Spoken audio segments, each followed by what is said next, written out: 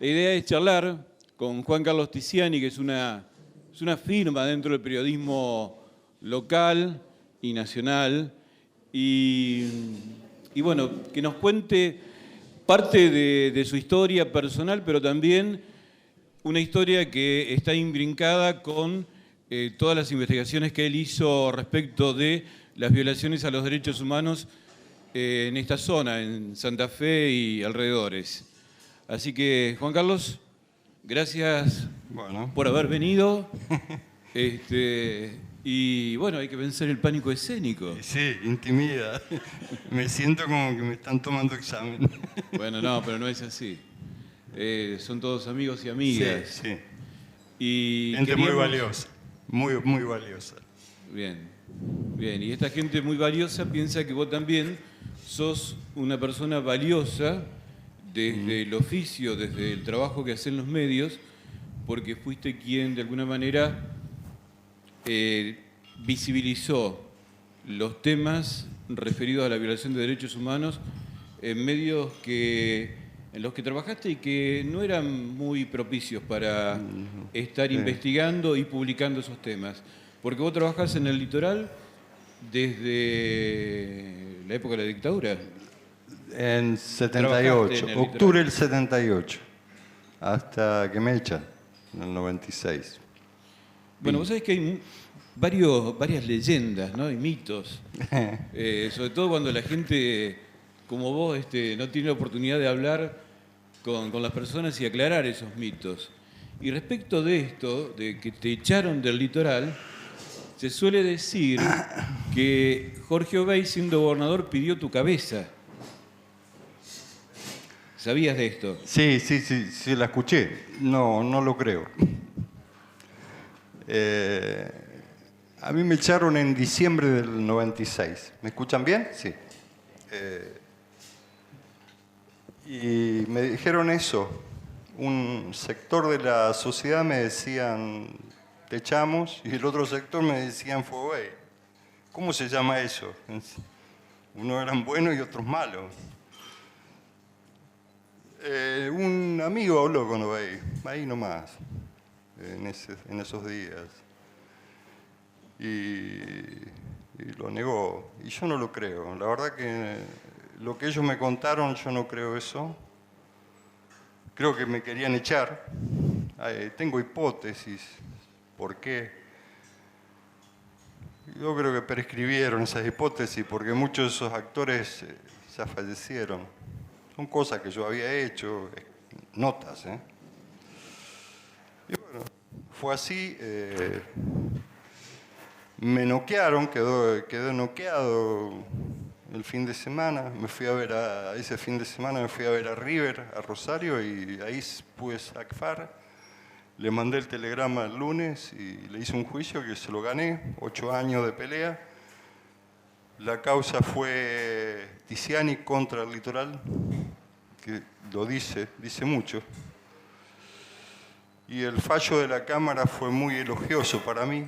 Gané todas las instancias. Y en ellos, cuando gano el recurso de inconstitucionalidad, no van en queja a la Corte. Así que termino ahí. Digo que el fallo fue muy elogioso para mí porque habla sobre mi actividad y mi trayectoria, pero bueno, me niega el daño moral. Vos sabés que mucha gente te recuerda de la función como director de Radio Nacional, sí, en la época del alfonsinismo. Sí. Y te recuerda muy bien, propios y ajenos, ¿no? Cuando se enteraron que ibas a venir por acá, por ejemplo, me dijeron, yo no era del palo, tenía un programa en la radio, Juan Carlos lo sabía y sin embargo teníamos la libertad incluso hasta de criticar al gobierno de Alfonsín. Y de hecho, quienes recordamos la programación de aquella etapa, fue una programación interesante, con muy buenas propuestas. Ahora bien, vos eras alfonsinista. Hace mucho, hace 30 años. Sí, lo era. La verdad que fue... estoy arrepentido.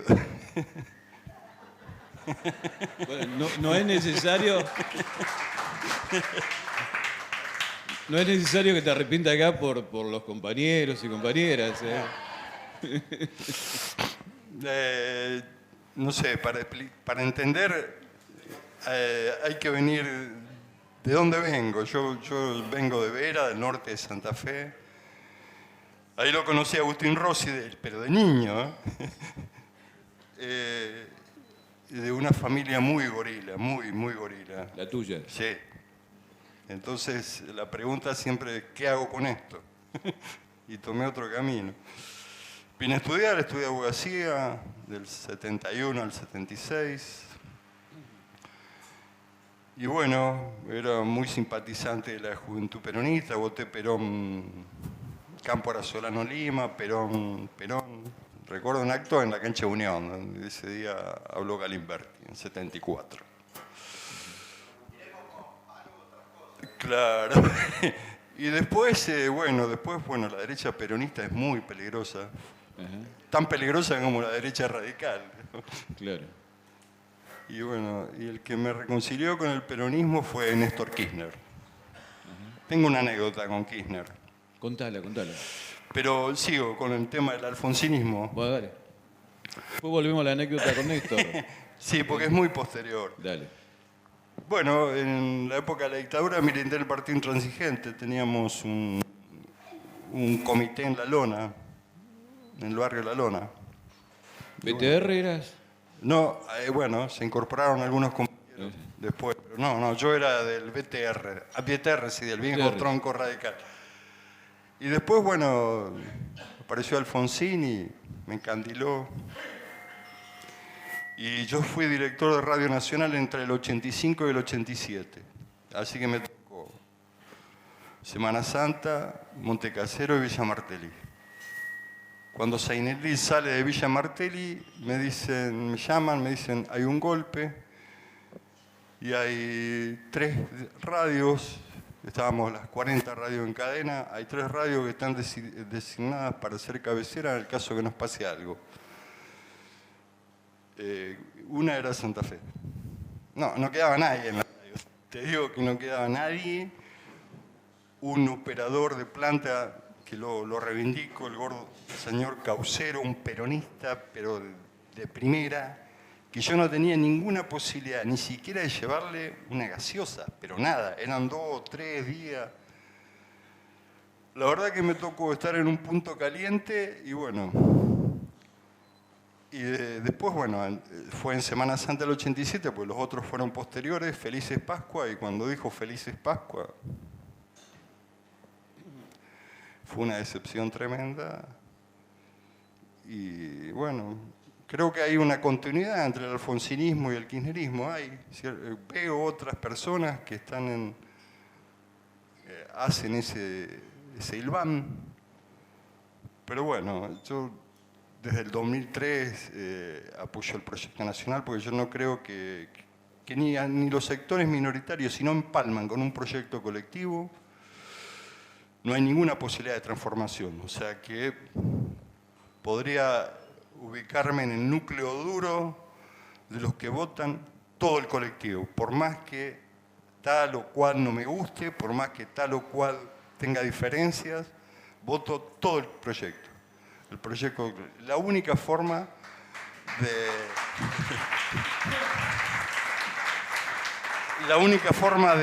pasarla, de seguir con el proceso de transformación. Y lo de Kirchner fue en la campaña del 2003. Vino Kirchner a Santa Fe, vino varias veces, siempre cubrí todas las visitas de él. También había cubierto las visitas de Alfonsín en el 80. Estuve en Rafaela, en Esperanza, en Sauce Viejo, acá en Santa Fe, en la Tecnológica, en todos lados. Pero la que más me impactó fue la primera. Lo habían recibido algunos compañeros de él en el Hotel Río Grande. Hacía calor ese día. Y tenía que ir a la Bolsa de Comercio de Santa Fe. Lo iban a recibir. Era la siesta. Entonces sale caminando hasta San Martín y se fue caminando. Yo iba atrás. Iba caminando con algunas personas, no los saludaba nadie, nadie. Y él se acercaba a las mesas, a las personas. La verdad que es un tipo muy entrador, muy simpático. Llega a la Bolsa de Comercio de Santa Fe, el presidente era Gustavo Vittori. No había nadie. Estaba vacía la Bolsa de Comercio. O sea, lo cortés no quita lo valiente. Yo creo que es una descortesía. Si invitas a alguien a tu casa, lo recibís. Y él, bueno, yo aproveché ese vacío para hacerle un reportaje que salió publicado. Había otro colega, un periodista de Clarín, y ahí entre nosotros comentamos, y después lo recordamos ese episodio varias veces, y decíamos, mirá si este muchacho es presidente. Y bueno, fue presidente. Y después, como una hora después, llegó Vittori, recién levantado de la siesta, y bueno, sufrió esa descortesía Kirchner, en la ciudad de Santa Fe. Que no habla de Kirchner, habla de lo que es Santa Fe. Así que ese fue mi primer acercamiento a él. Un Gustavo Vittori que lo conocías del Litoral. Sí. Y en el Litoral, cuando volvimos a la democracia, a vos te encargaron que fueras el responsable de la sección política. Yo estuve en la sección interior hasta que vino la democracia. Lo aprendí mucho de la provincia, la que la conozco bastante bien. Y después, bueno, ahí estaba Jorge Guillén, que fue secretario de Cultura, que también era periodista del diario, y entre los dos hacíamos política. Está bien, pero desde esa sección de política Sí. atravesaste distintas instancias Sí. De gobierno municipal y provincial y las pudiste ver de cerca y tuviste la posibilidad también de hacer entrevistas, de hablar con ellos. ¿Qué es lo que podés destacar de aquella vuelta a la democracia? En un gobierno, por ejemplo, a nivel provincial, en donde estaba José María Bernet. Yo creo que hay que repensar toda esa época, incluso la de Reviglio y la de Martínez. No quiero hacer nombres, pero yo recuerdo, por ejemplo, dirigentes que fueron muy denostados, muy descalificados, y después cuando fallecieron, el último homenaje fue que la barra de Colón le escribió el nombre en un nicho. Y otro terminó vendiendo pollo en la costa. Hay que repensar toda esa época porque durante la dictadura a los peronistas se los persiguió por chorros y subversivos, digamos. Toda la persecución al gobierno peronista del 73-76 fue una persecución política con el argumento de que eran chorros. Y no eran chorros, eran tipos decentes. La verdad, muy decentes. O sea, yo he repensado toda esa época también.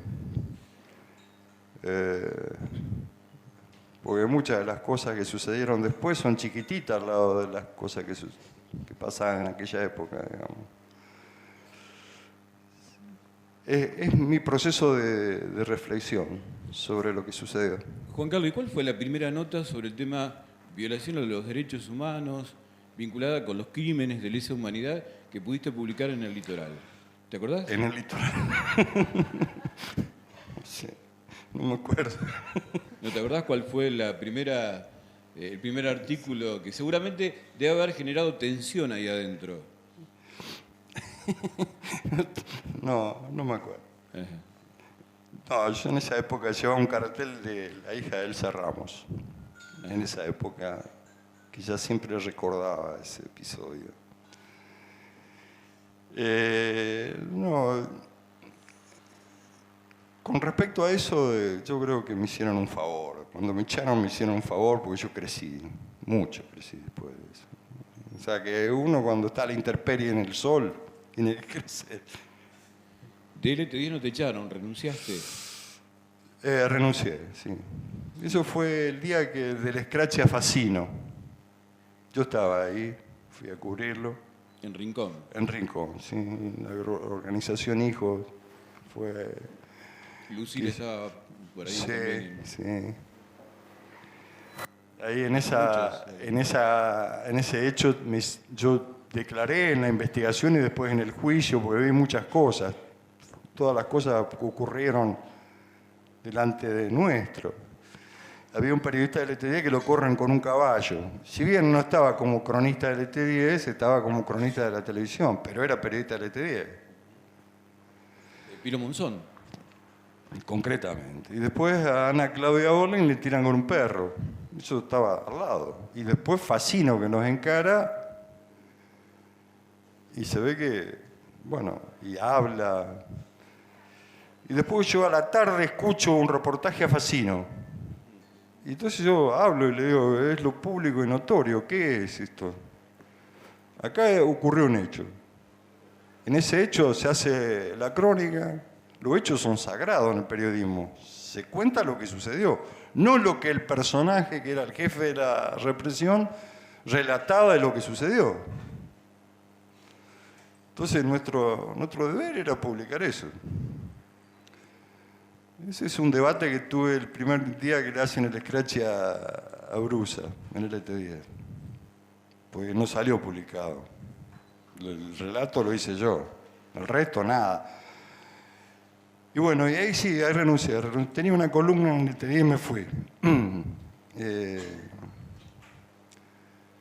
No son gratos estos momentos, porque me parece que... O sea, yo no me quiero presentar con dedito levantado. Yo no hago eso. Parece que cada uno hace lo que quiere y lo que puede. Contanos cómo fue eso del crecimiento del que hablabas. Cuando dejaste de trabajar en el litoral, Sí. empezaste a crecer profesionalmente. ¿Cómo es eso? Y bueno, ahí me tiran una alternativa en Página 12, en Rosario 12. Estoy desde entonces escribiendo ahí. Y lo más conmocionante fue un programa de Ana Fiol. Ana Fiol hizo los primeros palotes en Radio Nacional cuando yo estaba. La conozco de ahí. Y ahí comienza, digamos, la investigación. Tuvimos un programa en el LT10 con ella. Radio Urbana. Sí, Radio Urbano. sí, los sábados a la mañana. La verdad que es muy bueno. Y después hay un hecho que es muy conmocionante para la ciudad, porque hasta durante muchísimos años la masacre de Ituzaingó era el emblema de la dictadura, la apología al terrorismo de Estado. Que sobre eso habría que profundizar y repensar muy bien qué pasó ahí y por qué sucedió eso. Y después aparece Carolina Guayane buscando sus raíces. Eso fue muy conmocionante para la ciudad. Y acá yo aprovecho para decir que hubo un grupo de compañeros del padre que trabajaron en la recuperación de identidad de Carolina, que son Estela Vallejos, Carlos Raviolo, Matilde Uña y Cecilia Nazábal, que ya no está. Yo tuve la suerte de ver de cerca y de escribir, contar esa historia que se iba produciendo. Y eso fue, la verdad, que muy, muy conmocionante. Porque había muchas dudas sobre dónde venía Carolina. Ella fue la nieta 61. Hoy se identificó a la nieta número 117. Desde el 98 hasta acá se identificaron 50 nietos. Eso demuestra todo lo que se hizo y todo lo que falta. Bueno, mientras ellos avanzaban en esa investigación, yo me puse a pensar, digamos, algunas cosas y a investigar también, porque buscaban los restos de NN que se habían exhumado en 1984. Y esa es una de las primeras búsquedas que hago.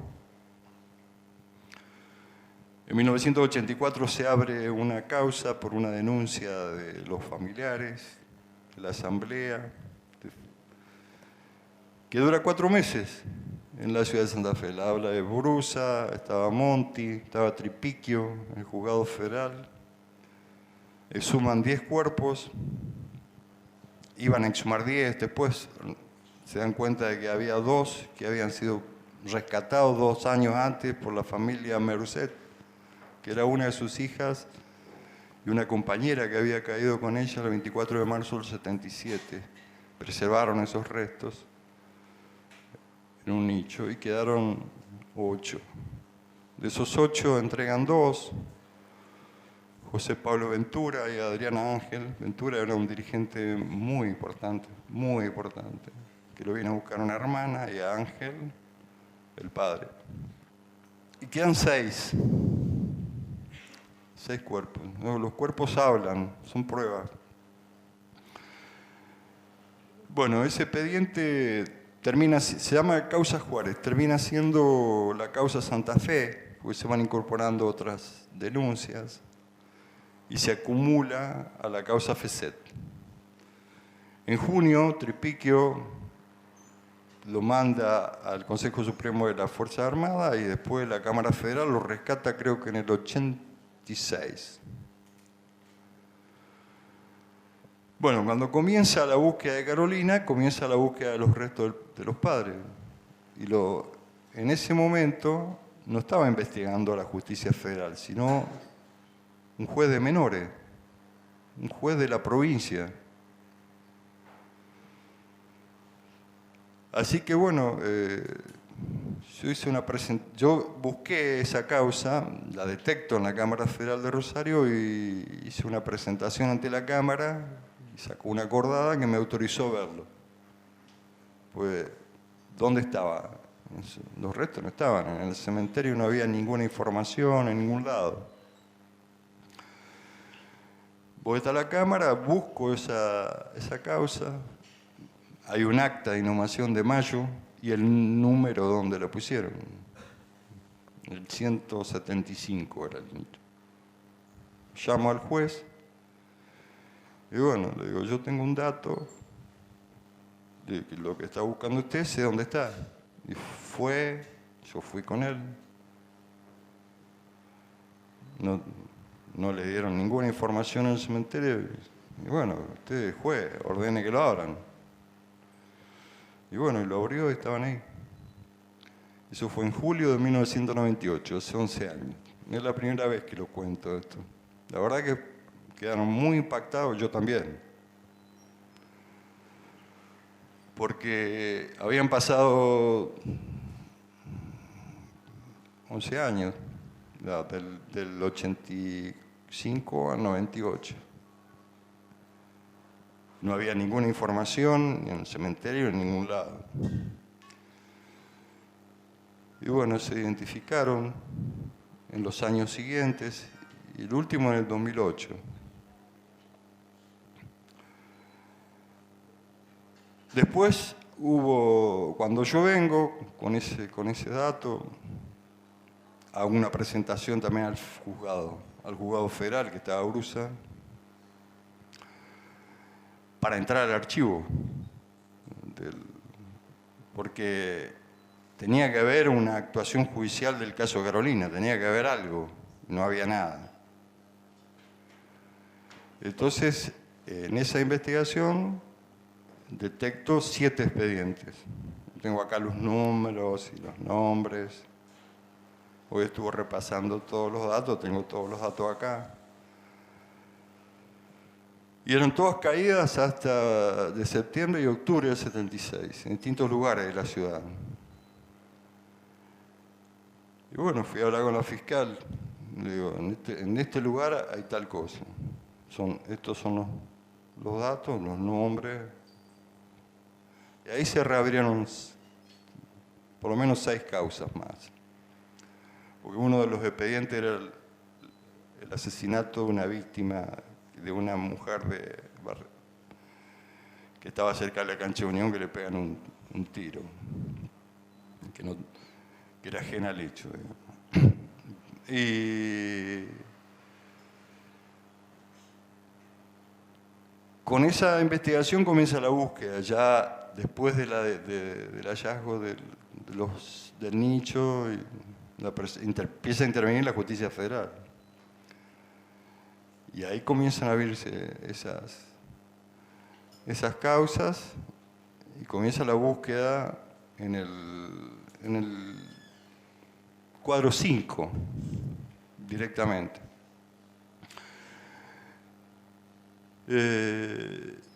Y lo primero que hice fue tratar de encontrar al director del hospital de la época, del cementerio de la época, un señor Doelo. Entonces ahí me dice, si encuentran el lugar, están, los restos están. Porque todas las actividades que se hizo en los años siguientes, se hizo por encima, digamos. Si estaban a 1,80 m o 1,20 m, era por encima. El tipo me aseguraba eso. Y bueno, cuando empiezan los antropólogos, yo le digo, están. Y la primera tarea que se hace, hay un error, porque se cambia la nomenclatura, antes eran letras y números, y pasaron a ser números, entonces cuando vienen las familias, buscan y no encuentran. Fue muy decepcionante, la verdad que fue un desgarro tremendo. Y bueno, hablo con el juez, con un juez que había hecho una exhumación de la provincia, simultánea, el doctor Rivera, que ya falleció, en otro caso. Me da una foto y con ese punto fijo se empiezan a detectar todos los lugares. A partir de ese punto fijo se detectan los lugares. Y después una segunda intervención y una segunda intervención, encuentran los restos de Luis Alberto Huistaz, un dirigente salteño también muy importante de la Juventud Peronista, secretario general de la Juventud Peronista de Regional Salta, también montoneros, y después Evaristo Oviedo. Una compañera el otro día me comentaba que en la foto que aparece en ese expediente, Oviedo está con la mano derecha en el bolsillo, sí, efectivamente, está con la mano derecha en el bolsillo. Y nadie lo presentan como un suicidio, nadie se suicida con la mano en el bolsillo. O sea que las pruebas de la infamia estaban ahí, todas. Y después encuentran a un tercero, que es Horacio Ferraza, que es un dirigente de Rosario. Así que bueno, yo tengo para mí haber participado en ese encuentro de los 6 que estaban en el nicho, más después la identificación de Waller y Merced, que estaban en el otro, son 8. Y estos 3 dirigentes, que los encontraron. Los encontraron y uno de los, el hijo de Oviedo, pudo recuperar el nombre, el apellido de su padre, porque con los resultados de ADN, porque nació después de la muerte de su papá. Así que eso es invalorable.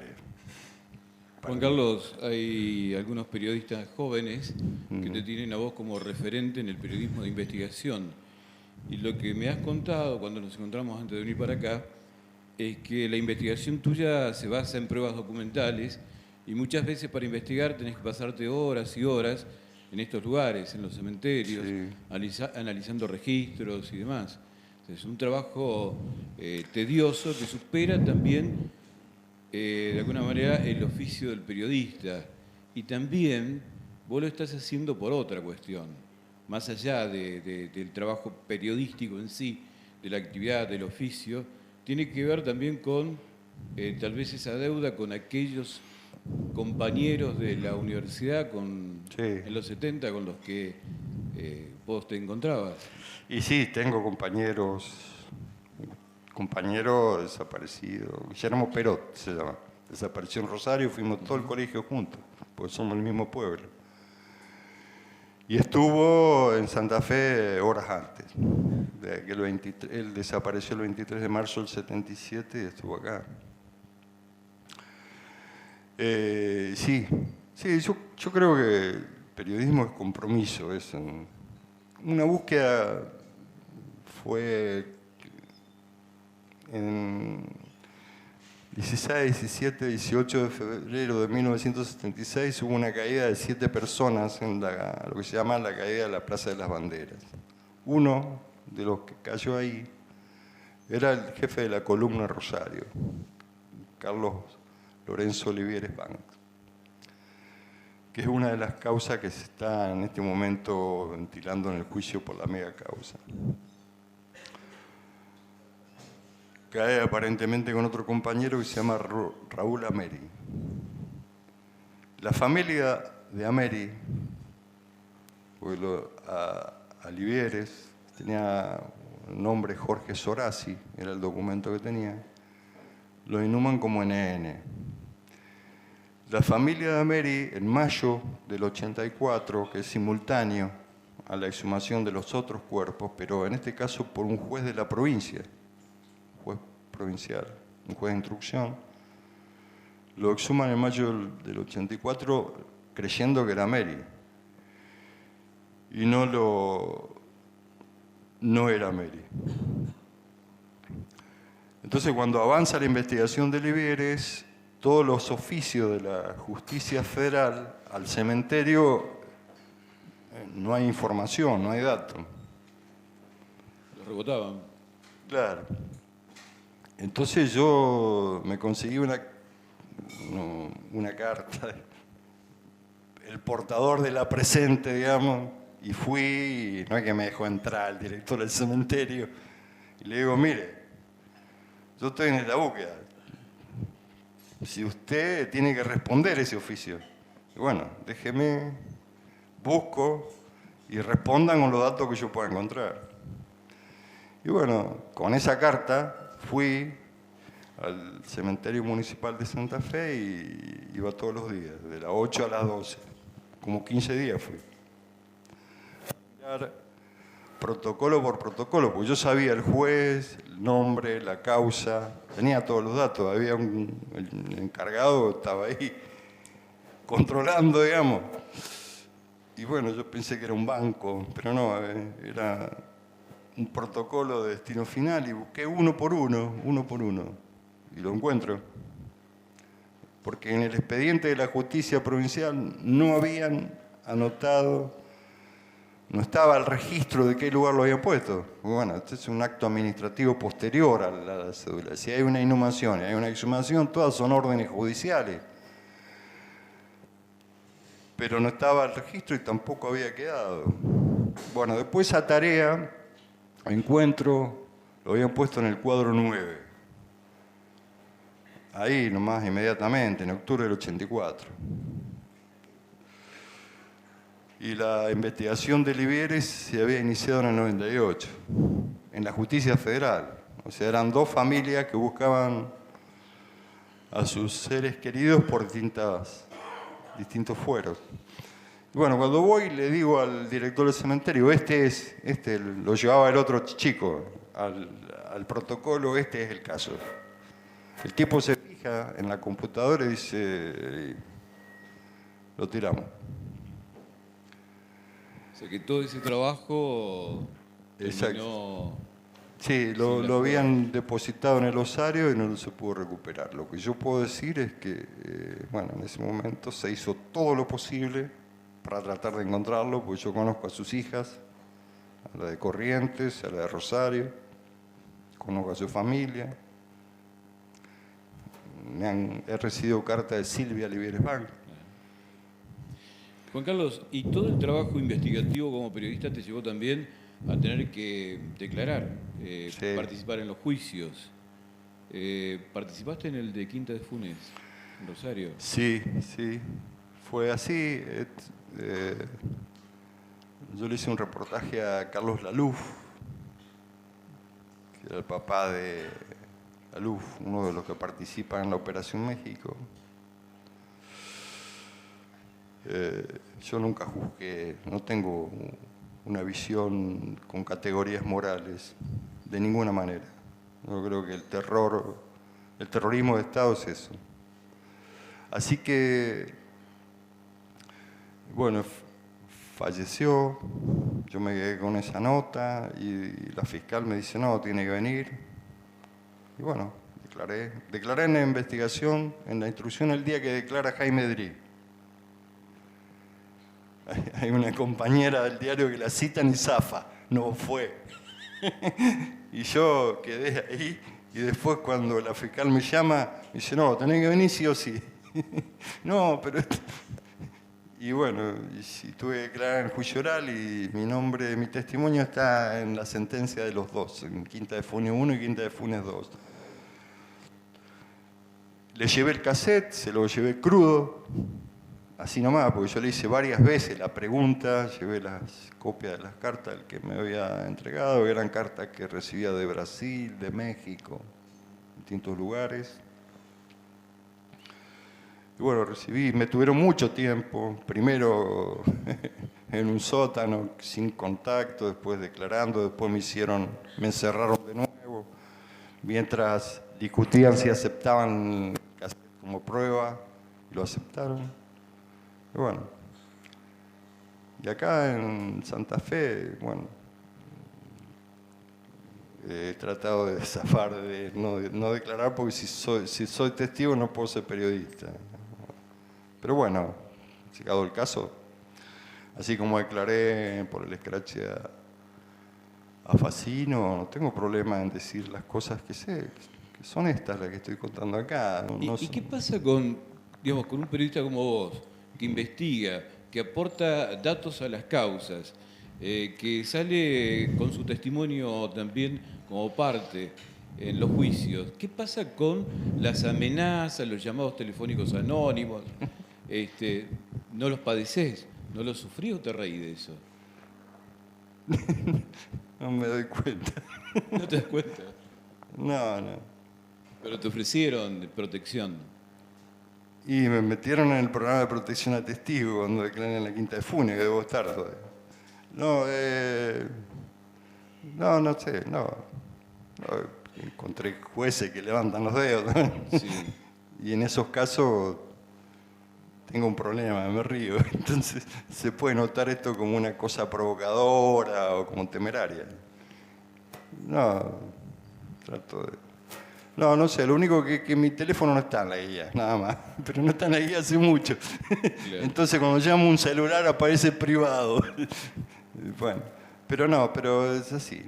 No me victimizo, no creo que el rol del periodista es no ser protagonista. Yo no soy protagonista, soy un cronista. A mí me gusta ser cronista.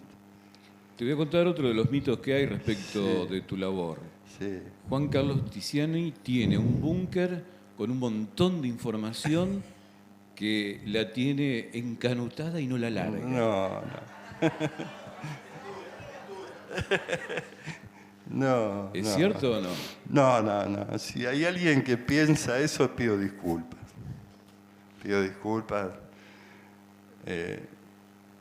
Yo no especulé.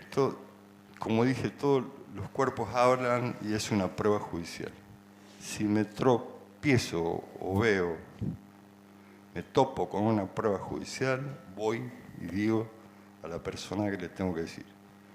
Como lo hice todas las veces. Yo estaba contando un hecho que ocurrió hace 17 años, en el 98.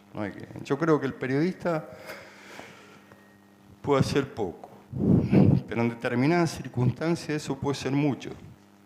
Pues así se reabrieron una cantidad de causas que yo les dije. Y se encontraron muchos destinos finales. Y hoy vemos que en Rosario, por ejemplo, están haciendo esa tarea, pero 17 años después. Así que todas las veces que me topé con una prueba judicial, fui y dije, ¿a quién le tenía que decir? Sí, soy cauteloso en cuanto a los desaparecedores. Creo que eso es una investigación que está pendiente. Los autores materiales. Con respecto a eso es lo que tengo que decir. Y si alguien piensa eso, no, le pido disculpas. Lo desmentí acá. Bueno, Juan Carlos, te invitamos a que tomes un poquito de agua y a los amigos y amigas que participen de esto, que es una entrevista de carácter colectivo, así que Ahora sí vas a ser sometido a un interrogatorio de verdad.